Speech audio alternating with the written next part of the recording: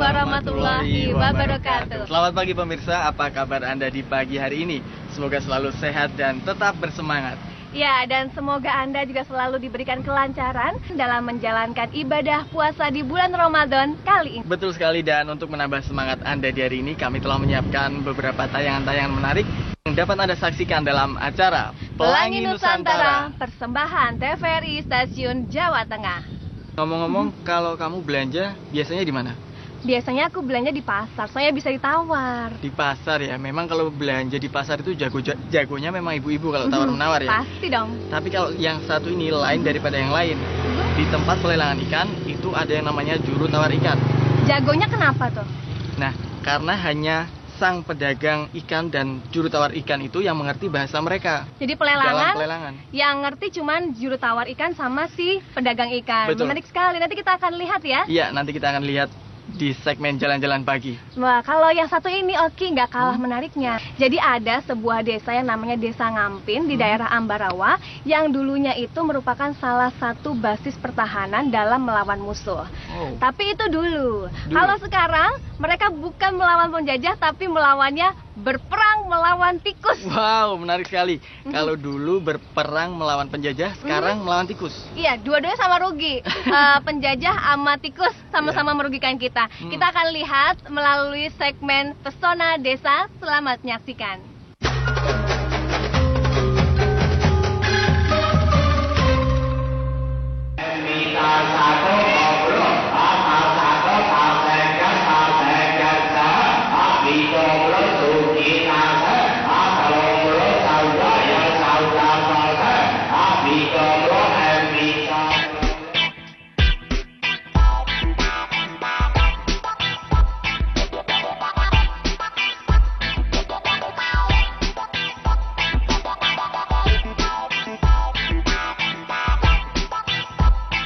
Tawaran harga ikan jenis lonco dan model cekak dalam bahasa setempat, serta ikan beku bahan baku untuk ikan pindang memecah suasana pagi di Pelabuhan Pendaratan Ikan PPI Bajo Mulyo Unit 2 Juwana Pati.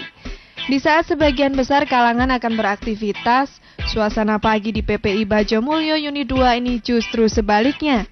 Keramaian para bakul atau pedagang telah memadati PPI sejak sang surya muncul menyapa pagi. Assalamualaikum warahmatullahi wabarakatuh. Selamat pagi pemirsa, salam Pelangi Nusantara. Bagaimanakah kabar Anda hari ini? Masih bersemangat untuk berpuasa bukan? Nah, setelah tadi kita sudah makan santap sahur, kemudian kita sudah sholat subuh. Pagi ini saya ingin mencari ikan-ikan segar untuk menu buka puasa saya sore nanti. Untuk itu saya akan mengajak Anda untuk berjalan-jalan pagi di PPI Bajo Mulyo 2. Seperti apa ya nuansa yang ada di dalam? Ikuti petualangan saya mencari ikan-ikan segar. Yuk, langsung kita masuk ke dalam.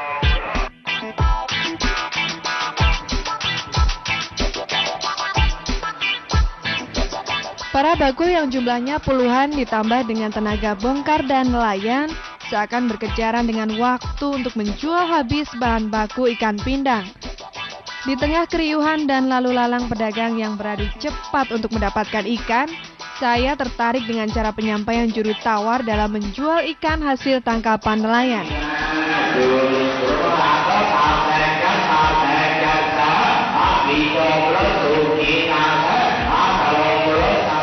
Apa yang disampaikan juru tawar seperti Pak Bujiono, satu dari 3 juru tawar di PPI Bajo Mulyo Unit 2 ini, sebenarnya menawarkan ikan dalam sejumlah keranjang berikut harganya. Menempati kursi singgasana setinggi 3 meter dan berjarak 20 meter dari ikan yang ditawarkannya, juru tawar mampu memainkan perannya sebagai pengendali harga jual. Saya tidak dapat membayangkan bagaimana orang tanpa keahlian dan tidak terbiasa mampu menjual ikan bahan baku pindang sebanyak 100 ton dalam sehari di PPI ini dengan lancar. Pak Bujiono yang ditunjuk sebagai juru tawar sejak tahun 1987 ini mengaku dibutuhkan teknik dan seni untuk menjadi juru tawar dalam melelang ikan. Seorang juru tawar ikan sepertinya dituntut memiliki mental yang kuat menghadapi keinginan puluhan bakul atau pedagang untuk segera mendapatkan ikan. Bagi pedagang, cepatnya mendapatkan ikan berarti cepat pula mengolah ikan pindang di tempat usahanya. Bagi saya, seorang juru tawar seperti Pak Pujiono itu dituntut untuk jeli. Berbekal catatan kecil jumlah bakul atau pedagang ikan yang mengikuti lelang, seorang juru tawar ikan harus dapat mengenali satu persatu nama pedagang. Ini berguna agar juru tawar ikan dapat mengetahui pedagang siapa yang mengacungkan jarinya atas harga yang ditawarkannya. Dengan demikian, ia mengetahui pedagang terakhir yang menyetujui harga sebagai pemenangnya dan berhak membawa pulang sejumlah keranjang penuh ikan.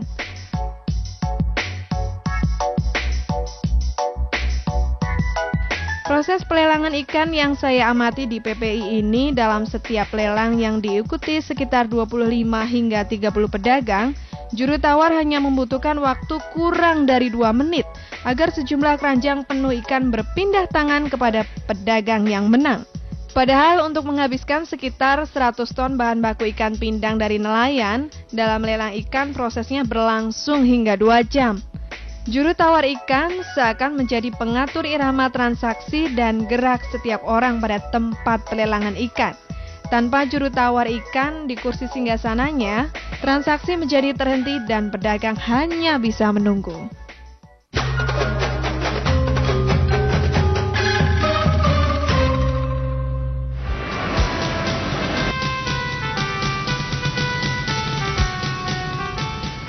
Supit udang adalah nama strategi perang yang digunakan oleh Kolonel Sudirman untuk mengusir sekutu dari Ambarawa setelah prajurit kepercayaannya yaitu Letkol Isdiman meninggal dunia karena serangan bom udara oleh sekutu saat berangkat menuju Ambarawa, Jawa Tengah.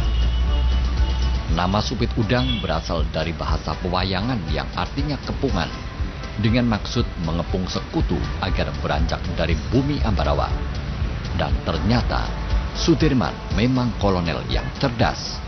Beliau membagi 10 titik untuk mengepung sekutu di Ambarawa pada tempat yang strategis yang terletak pada dataran tinggi. Salah satunya berada di desa Ngampin, kecamatan Ambarawa. Sekutu yang berada di Ambarawa di lembah bukit, gerak-geriknya dapat dipantau dari atas bukit oleh rakyat Indonesia. Pertempuran di Ambarawa pada tanggal 12 Desember hingga 15 Desember 1945 untuk memukul mundur pasukan sekutu yang terdesak dari Magelang.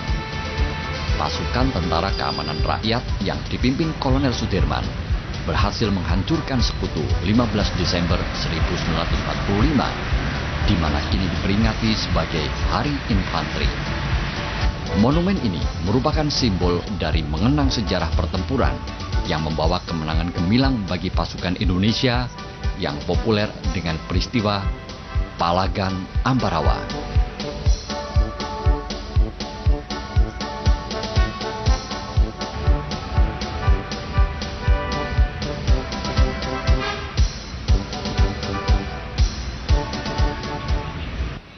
Halo, apa kabar Mitra Desa?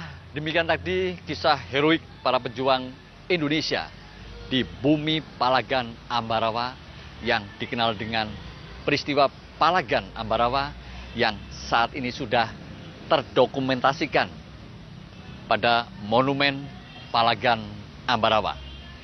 Saat ini kami akan menuju Desa Ngampin di Kecamatan Ambarawa, Kabupaten Semarang, Jawa Tengah, yang pernah dijadikan sebagai basis pertahanan sekaligus perjuangan para pejuang gerilya Indonesia di dalam mengusir penjajah Belanda yang dikenal dengan peristiwa Palagan Ambarawa.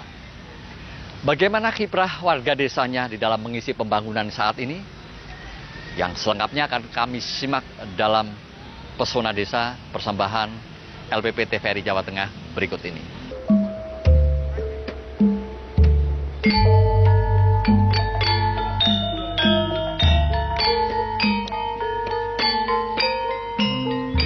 Desa Ngampin yang sekarang menjadi Kelurahan Ngampin di Kecamatan Ambarawa, Jawa Tengah adalah satu dari 10 titik basis para pejuang kemerdekaan Indonesia saat mengepung sekutu.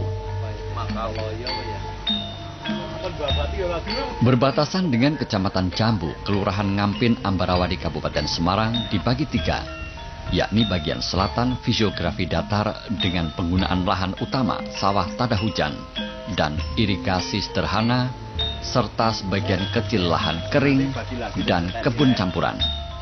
Di bagian tengah, fisiografi berombak sampai bergelombang untuk lahan pemukiman, kebun campuran, dan pertanian lahan kering. Sedangkan di bagian utara, fisiografi bergelombang, berbukit sampai bergunung-gunung dengan lereng lebih dari 15%. Penggunaan lahan utama pertanian lahan kering di batas utara, serta pemukiman dan kebun campuran di sekitar jalan raya.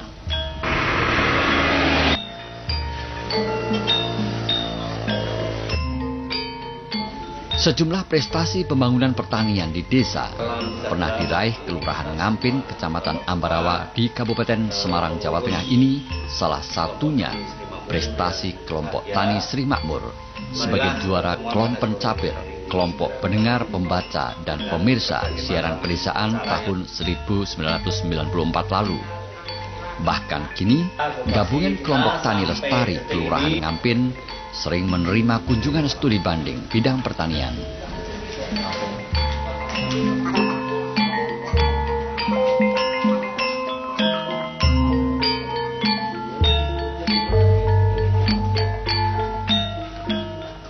Nah, Metodesa, saat ini saya sudah berada di Kelurahan Ngampin di Kecamatan Ambarawa, Kabupaten Semarang, Jawa Tengah. Bersama saya, Sekretaris Kelompok Gapoktan, Gabungan Kelompok Tani Tani Lestari, Pak Nuri. Nah, gini Pak Nuri, ya, mitra desa yang ada di rumah ingin tahu sejauh mana kasih sejarahnya dari Gapoktan Tani Lestari ini. Baik, saya akan jawab. Jadi Gapoktan Tani Lestari ini berdiri tanggal 27 Juni tahun 2007.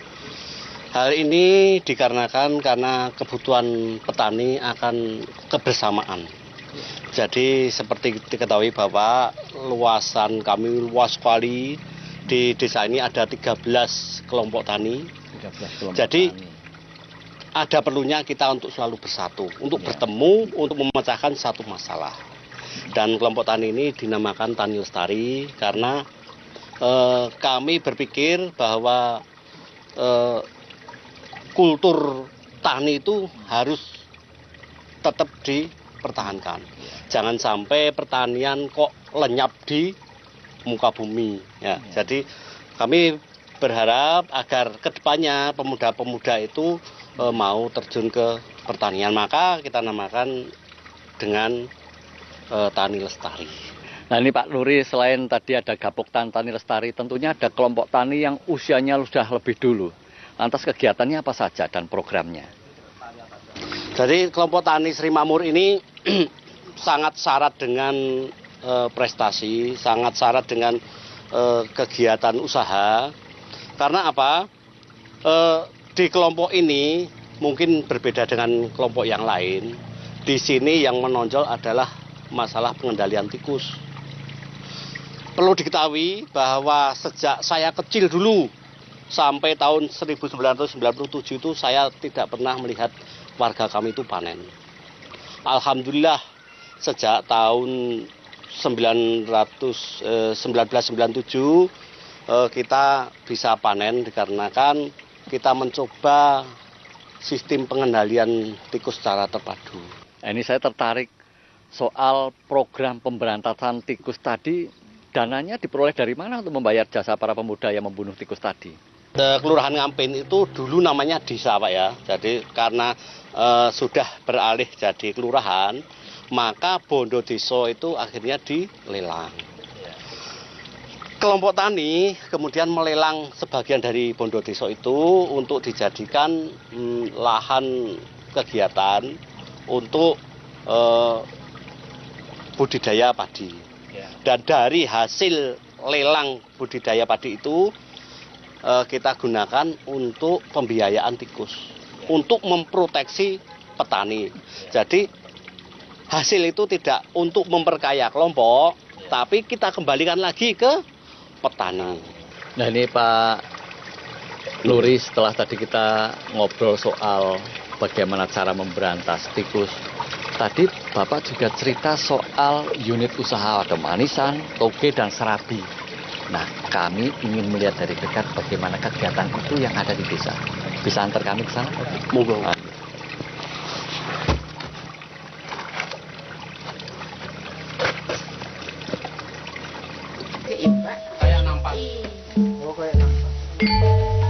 Di Kelurahan Ngampin Ambarawa tercatat ada 13 kelompok tani yang tergabung dalam gabungan kelompok tani Gapoktan Tani Lestari dengan keseluruhan jumlah anggota 529 anggota, 96 anggota diantaranya berada di kelompok tani Sri Makmur. Karya manisan buah mangga, cerme, dan buah pala yang dikelola Hartono, salah satu anggota kelompok tani Sri Makmur yang kini berhasil mengembangkan usahanya. Wira usaha desa yang dirintis sejak tahun 1980 ini mampu memproduksi rata-rata manisan 100 kg setiap bulannya dengan 7 karyawan.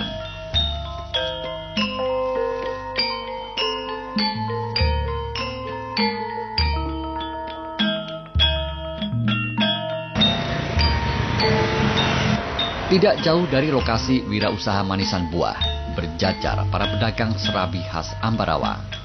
Dulu hanya muncul di bulan Sa'ban. Beberapa penjual serabi diantaranya adalah anggota kelompok tani Sri Makmur Kelurahan Ngampin.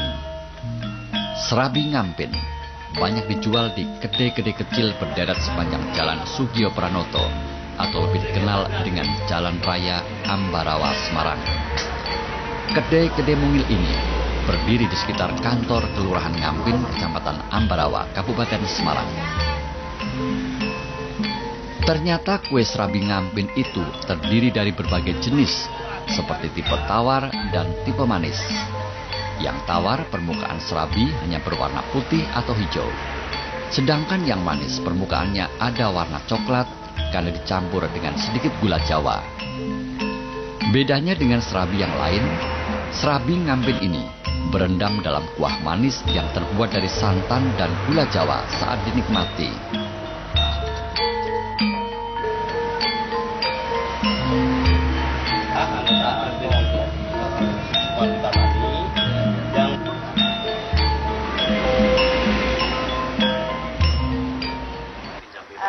Saya dulunya pinjam 200.000. Ya alhamdulillah ada kelompok tani itu saya bisa pinjam, bisa untuk usaha serabi. 200.000 itu saya buat beli alat-alat, buat modal. Nah, alhamdulillah setiap harinya bisa menghasilkan. Dan sekarang dulunya saya hanya satu warung, sekarang sudah menjadi 2.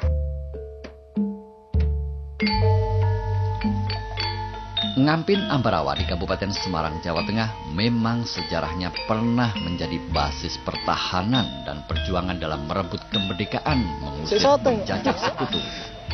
Kini pun warga desa di Kelurahan Ngampin masih terus berusaha bangkit berjuang, mengusir ketertinggalan dalam membangun desanya. Dialog. Nah, begini Pak Imam Siswanto selaku Lurah Ngampin, setelah tadi kita melihat kiprah Gapoktan Tani Lestari dan segala perjuangan maupun kendalanya, Pak Lurah sendiri melihat peran Gapoktan ini seperti apa di dalam memajukan desa, serta kendala apa yang dihadapi? Terima kasih Mas. Yang saya lihat selaku Lurah di Kelurahan Ngampin ini, peran Gapoktan itu sangat-sangat vital, sangat penting untuk petani-petani di wilayah Kelurahan Ngampin ini. Karena dengan adanya Gapoktan ini, kesulitan petani yang dulu pernah ada, yaitu masalah hama, terutama hama tikus yang pernah merajai di wilayah Ngampin ini bisa diatasi. Dengan itu, maka pertanian di sini bisa lebih maju dan hasil pertanian juga lebih meningkat lagi. Dan selain itu, kebutuhan untuk pertanian juga sudah banyak disuplai dari kelompok tani di sini, karena di kelompok tani juga ada unit-unit yang membantu kelancaran pertanian di wilayah Kelurahan Ngampin. Sedangkan untuk kendala kami di sini adalah banyaknya sungai yang mengalami sedimentasi sehingga menyebabkan aliran sungai tidak lancar. Kemudian terjadi kalau musim hujan itu sering mengalami banjir, jadi meluapnya air dari sungai yang karena ada sedimentasi yang sangat tinggi itu. Dari situ karena adanya aliran yang tidak bisa lancar, maka aliran sungai itu akan meluap sampai masuk ke sawah sehingga tidak bisa ditanami karena adanya banjir. Maka dari itu kami ingin juga sih sebetulnya membantu petani untuk mengatasi itu. Cuman dari kelurahan juga mengalami banyak kendala karena keterbatasan biaya anggaran dan juga kebatasan tenaga kami di sini. Nah ini Pak Lurah, mitra desa yang di rumah tekan ingin tahu, sejauh manakah sih obsesi Bapak untuk memajukan desa ini? Kalau saya sih keinginannya, karena di sini mayoritas adalah petani dan mayoritas di sini adalah pertanian yang ditonjolkan, saya ingin pertanian di sini bisa lebih baik lagi, terutama dengan membantu dari mungkin pemerintah daerah, dari dinas-dinas terkait bisa membantu mengatasi sedimentasi di wilayah sungai yang banyak mengalami sedimentasi. Dengan itu saya berharap mungkin bisa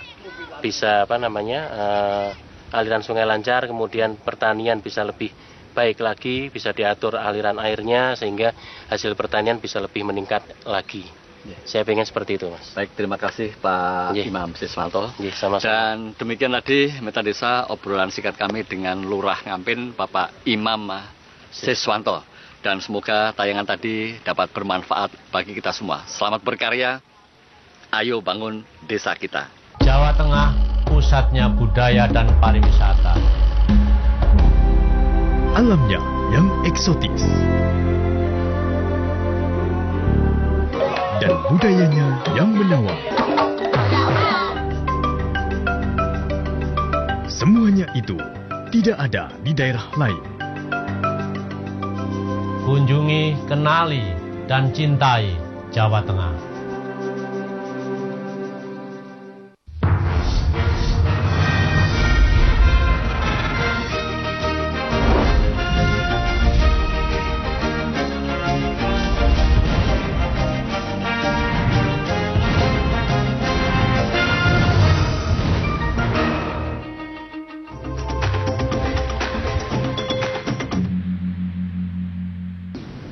Oke, kamu ingat nggak Hayo, waktu kecil kamu pernah main petasan atau enggak? Ya, namanya juga anak kecil ya Rika ya. Apalagi cowok nih, kalau nggak main petasan rasanya kurang seru kayaknya. Kamu tahu nggak sih kalau petasan itu tuh berbahaya dan juga yang nomor satu mengganggu telinga. Daripada main petasan, mending kita semua meniru sebuah permainan yang satu ini. Di mana permainan ini terkandung nilai kejujuran di dalamnya. Apa itu namanya permainannya? Namanya agak lucu nih Oki. Nama permainannya adalah permainan cek-cek me. Nanti kita akan lihat dalam segmen Dunia Anak. Baik, dan tidak hanya itu, di Pondok Pesantren Yatim Piatu Ya Fatimah ini, anak-anak di sana diajarkan dan dididik untuk menjadi dai cilik, Rika. Wah, masih kecil udah dididik jadi dai cilik. Betul Hebat sekali. banget. Kalau gitu pemirsa, langsung saja kita saksikan.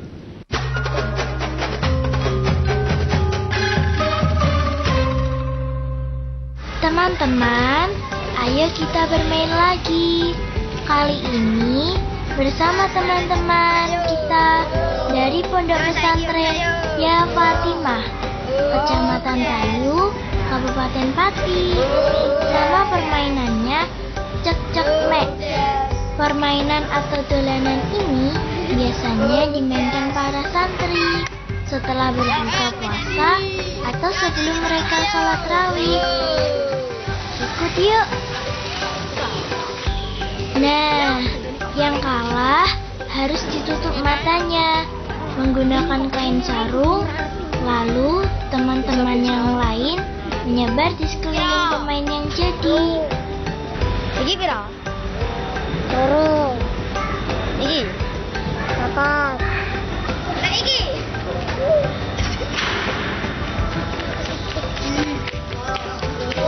Pemain yang jadi harus mencari salah satu temannya dan menebak namanya. Shh, jangan ada yang bersuara agar tidak mudah diketahui. Boleh juga loh menutup wajah dengan kain sarung agar tidak mudah ditebak.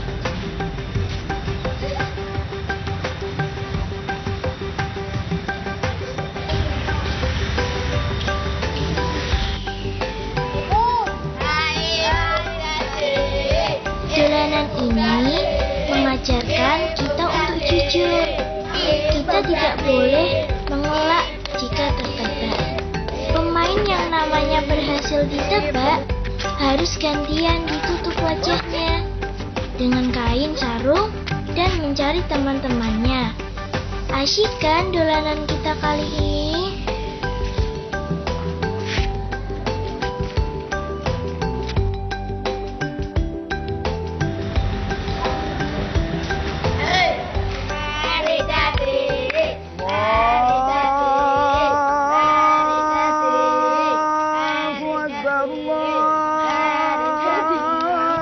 Kocok-kocok saiki bubar dhisik yo wis ana adzan, yo salat dhisik.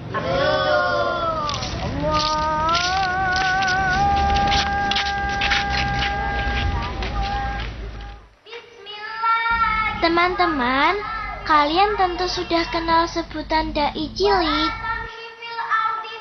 Dai cilik adalah teman seusia kita yang menyampaikan pesan-pesan tentang ajakan menuju jalan Allah atau amar ma'ruf nahi munkar kepada mustami atau umat. Di Pondok Pesantren Yatim Piatu Ya Fatimah, Kecamatan Tayu, Kabupaten Pati, ternyata ada loh pendidikan untuk dai cilik. Di sini banyak sekali yang berminat belajar melakukan dakwah. Peserta dibimbing guru khusus yang merupakan pendamping dari teman kita, Karin. Assalamualaikum warahmatullahi wabarakatuh.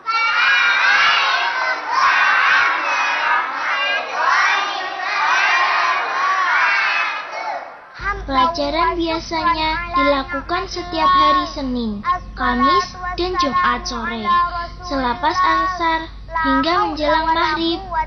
Sertifikat dai cilik akan diberikan setelah belajar selama 1 atau 2 tahun menurut usia peserta. Subhanahu wa ta'ala, teman-temanku yang berbahagia. Subhanallah, Maha suci Allah yang telah mempertemukan kita dalam suasana yang sangat indah dalam bulan suci yang mulia. Ramadan Karim, Ramadan Sa'id, Ramadan Syahrul Mubarak, bulan yang penuh berkah. Alhamdulillah kita dapat berjumpa dengan Ramadan tahun ini. Sungguh sebuah kesempatan yang harus kita syukuri. Allahu Akbar. Allahu Akbar. Allahu Akbar. Puasa Ramadan adalah kewajiban bagi umat Islam di seluruh dunia. Kewajiban ini bahkan dilakukan para umat Nabi sebelumnya. Sebagaimana firman Allah dalam surah Al-Baqarah ayat 183 yang berbunyi, Bismillahirrahmanirrahim. Ya ayyuhallazina amanu kutiba alaikumusiyam. Kutiba alaikumusiyam kama kutiba alal ladzina min qablikum. Alal ladzina min qablikum la'allakum tattaqun. Artinya, bagaimana teman-teman? Kalian tertarik ingin ikut belajar bukan? Boleh saja kok kalau kalian ingin bergabung. Kewajiban atas orang-orang sebelum kamu agar kamu bertakwa.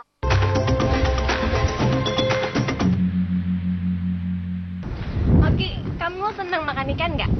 Wah, kalau ikan aku seneng banget, cuman ya jarang-jarang makannya. Wah, kalau gitu kamu harus sering-sering nih makan ikan. Karena dalam ikan itu terkandung gizi yang sangat tinggi dan lemaknya itu jauh lebih rendah dibandingkan dengan ayam ataupun sapi. Jadi kamu nggak perlu takut gemuk, Ki. Wow, jadi nggak perlu takut gemuk. Dan betul juga sih Rike, apalagi negara Indonesia merupakan negara bahari yang sudah sepantasnya masyarakatnya gemar mengkonsumsi ikan. Betul. Lalu gimana ya Ki ya, usaha dari pemerintah ini sendiri untuk meningkatkan perikanan di Indonesia? Kita akan lihat dalam segmen Daerah Membangun yang akan disusul dengan sebuah tarian. Langsung saja pemirsa, mari kita saksikan.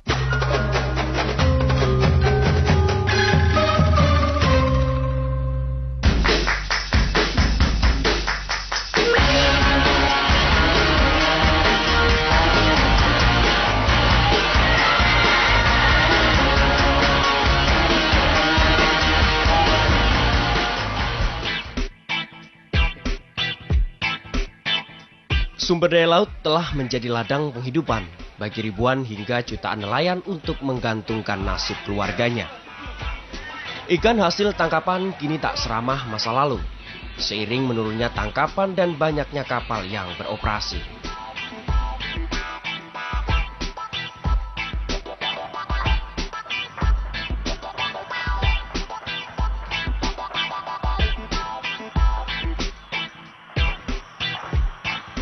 Jawa Tengah bukanlah provinsi kepulauan, namun sumber daya perikanan tangkap telah memberikan kontribusi secara nasional.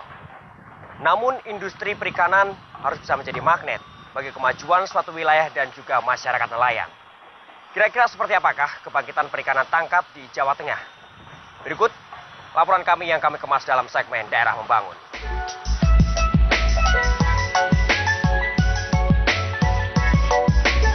Sumber daya laut di Jawa Tengah masih menyimpan potensi untuk peningkatan kehidupan lebih baik. Dengan garis pantai hampir sepanjang 792 km di bagian utara dan selatan Jawa Tengah, potensi perikanan tangkap tetap memiliki potensi menjanjikan. Meski didominasi perahu tradisional, produksi perikanan tangkap di Jawa Tengah terus meningkat dalam 3 tahun terakhir.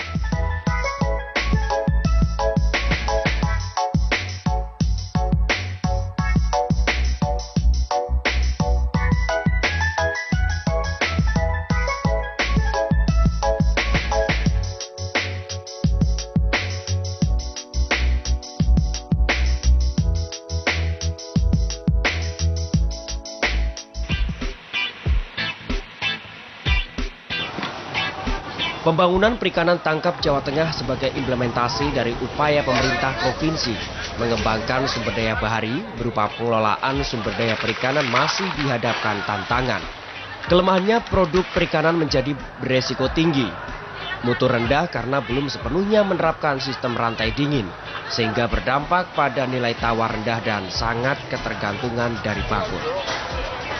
Padahal peluang pengembangan perikanan tangkap Jawa Tengah masih sangat terbuka, walaupun di sisi lain pantai utara Jawa Tengah mengalami overfishing.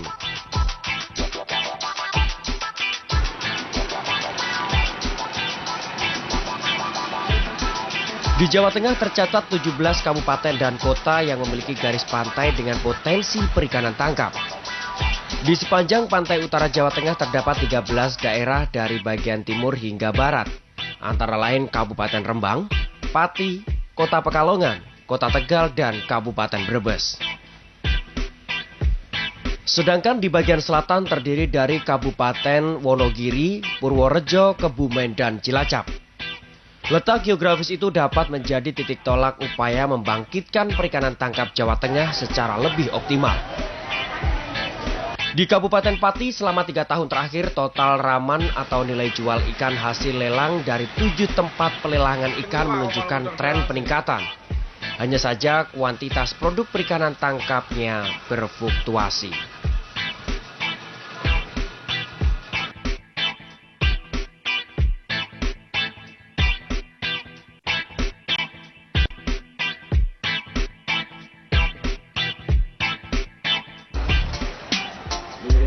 Tempat pendaratan ikan atau TPI memiliki peran penting karena posisinya sebagai pusat kegiatan ekonomi perikanan. Di Kabupaten Pati terdapat 7 TPI, yakni TPI Pecangaan di Kecamatan Batangan, Bajumulyo Unit 1 dan Unit 2 di Juwana, Puncel di Dugo Seti serta Margomulyo, Banyutowo dan Sambiroto di Kecamatan Tayu. TPI memiliki keterkaitan ke belakang dan keterkaitan ke depan yang cukup panjang terhadap hasil tangkapan. Assalamualaikum Pak Samari. Waalaikumsalam. Ya. Pak Samari, ya. Sebenarnya usaha apa supaya dilakukan oleh PPI untuk mendorong industrialisasi perikanan di Pati khususnya ini dalam untuk mengembangkan pemindangan, Pak? Di sini dari TPI Bajumulyo 2, khususnya Bajumulyo 2 Kabupaten Pati adalah pemasok utama bahan baku pindang untuk Kabupaten Pati.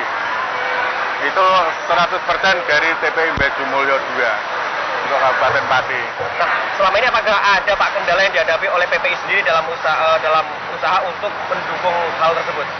Ini kendalanya adalah bagi para nelayan yang dikeluhkan adalah pengerukan saluran. Ini sudah diusulkan dari TPI ke Pemda, kemungkinan tahun 2012 diadakan pengerukan untuk TPI Bajumulyo 2. Ini menarik sekali ya Pak. Kira-kira di sebelah mana Pak ini saya bisa melihat pemindahannya? Mari kita ke lokasi saja. Monggo.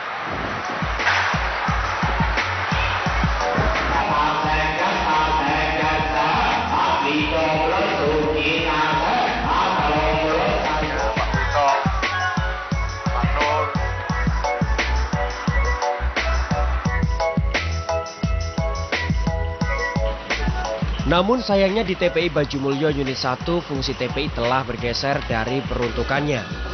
Areal TPI sebagian dimanfaatkan untuk pengolahan berupa pembersihan ikan maupun gudang. Padahal fungsi itu harusnya tidak berada di dalam kawasan TPI.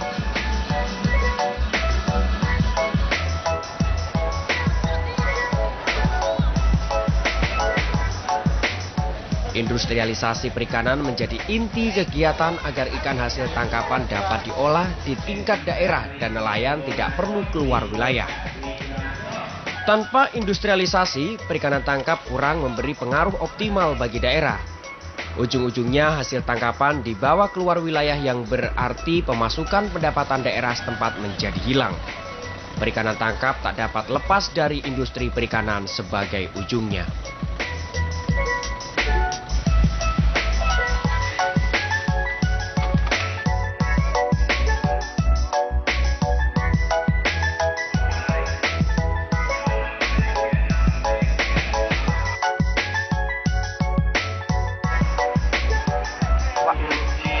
Dengan Bapak Suhadi, Pak Suhadi, ya Pak Hadi.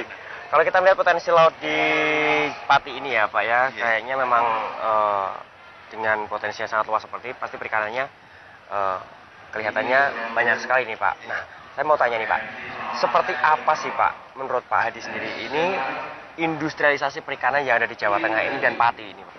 Akan mengembangkan industrialisasi di Jawa Tengah khususnya di Pati. Ini mohon agar ada infrastruktur yang memadai sehingga industrialisasi di Pati ini bisa berkembang dengan baik. Terutama adanya kolam pelabuhan, kolam tambat untuk kapal, kemudian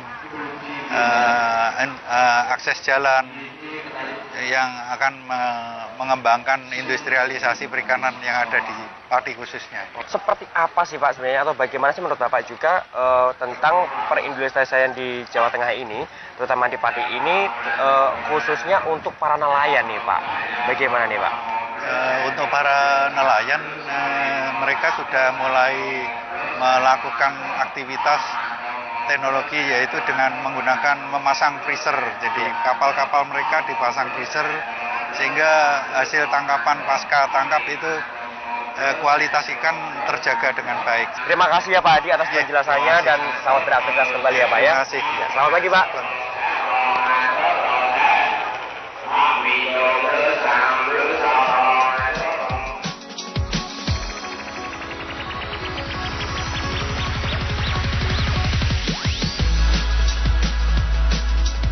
Sebagai bagian dari industri perikanan, pengolahan ikan akan mendongkrak nilai jual ikan hasil tangkapan.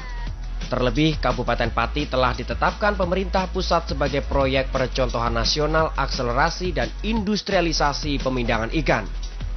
Percontohan itu menyangkut segi higienis, kesegaran bahan baku, pengemasan, dan pemasaran. Industri pengawetan ikan di Kabupaten Pati memproduksi hampir 6.000 ton ikan asin dan hampir 6.000 ton ikan pindang dan ikan asap. Di Kecamatan Juwana, Kabupaten Pati terdapat puluhan pengolahan ikan pindang yang pasarnya selain lokal juga ke kota lain. Jawa Tengah selama ini telah memberi kontribusi 4,11% yang menjadi penghasil utama ikan pindang dari hasil total produksi perikanan laut Indonesia disusul Jawa Timur dan Jawa Barat.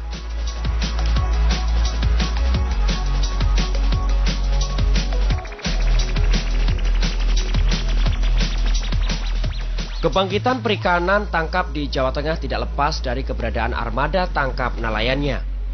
Dari 23.000 unit lebih armada tangkap di Jawa Tengah, Sekitar 19.000 unit masih berupa perahu dengan motor tempel dan tanpa motor sama sekali.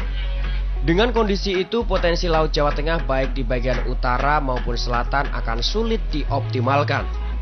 Melihat kondisi itu, pemerintah pusat telah mengucurkan bantuan 100 kapal perikanan kepada Jawa Tengah.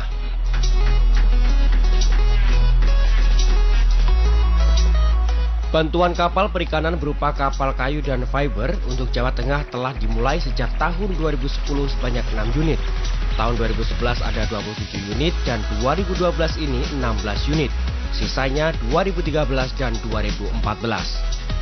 Produksi kapal perikanan bantuan pemerintah pusat terus dikawal Dinas Perikanan dan Kelautan Jawa Tengah. Pertemuan rutin digelar agar produksi kapal dapat selesai tepat waktu dan segera diserahkan kepada kelompok nelayan.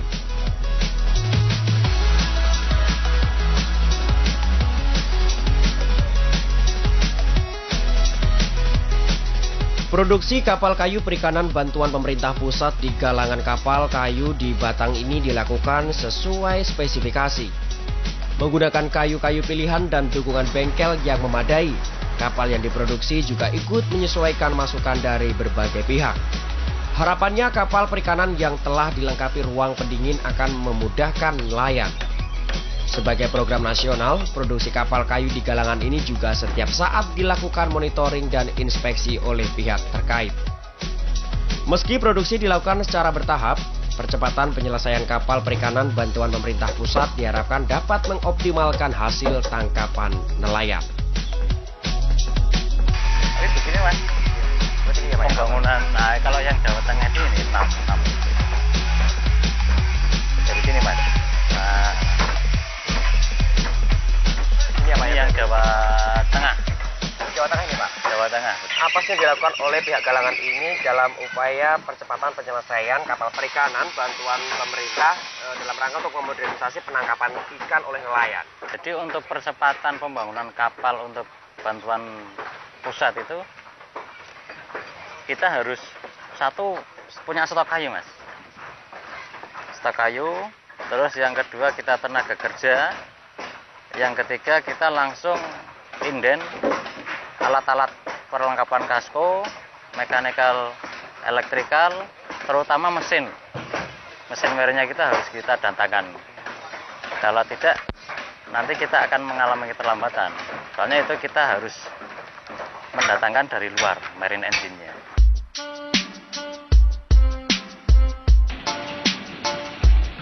Program restrukturisasi dan modernisasi armada perikanan tangkap dengan ukuran lebih dari 30 gross ton sejak tahun 2010 telah memberi manfaat di kalangan nelayan. Kapal bantuan yang dikelola kelompok nelayan telah memperluas wilayah jangkauan penangkapan ikan. Meski demikian, untuk lebih mengoptimalkan hasil tangkapan perlu modifikasi teknis dan alat tangkap dari peralatan yang telah terpasang.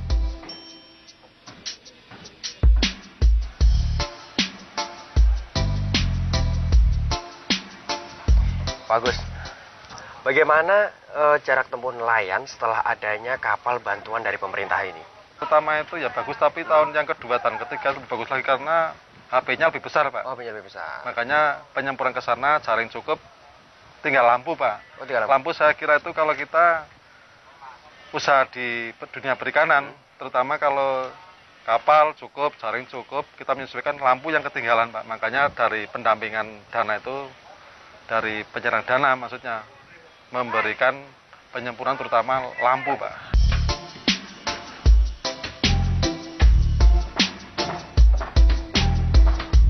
Membangkitkan perikanan tangkap di Jawa Tengah perlu tekad besar dan kesamaan pandang dalam mengoptimalkan potensi yang ada. Industri perikanan yang didukung dengan modernisasi armada penangkapan ikan dan terbangunnya prasarana di darat akan lebih menjamin keberhasilan.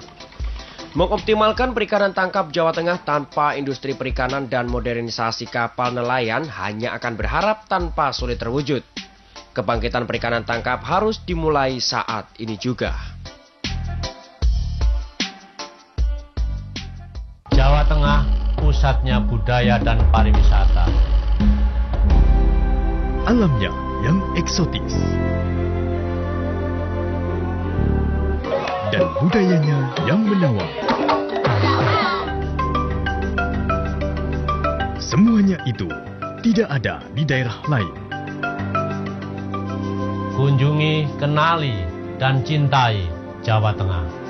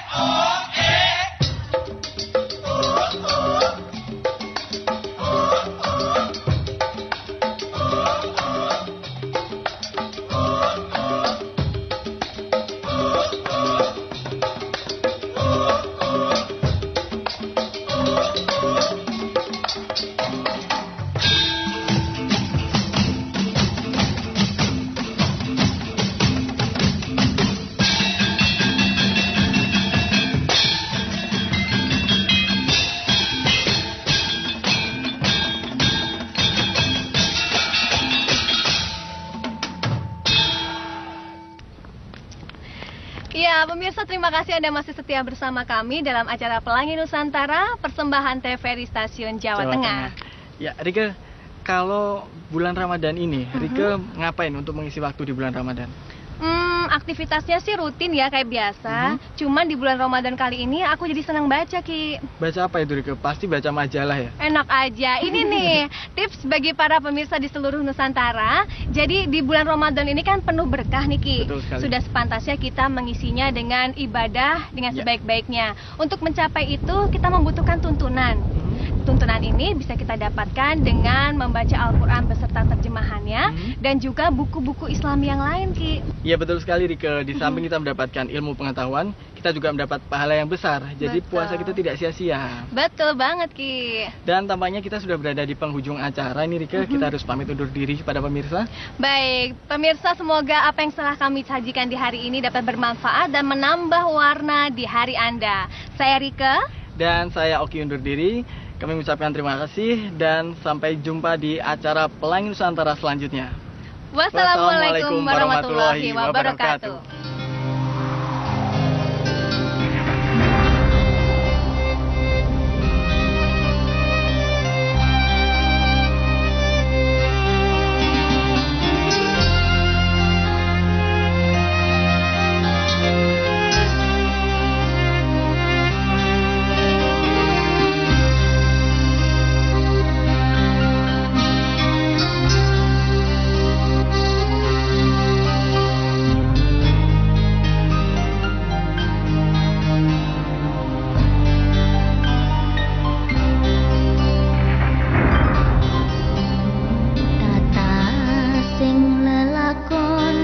Dewasane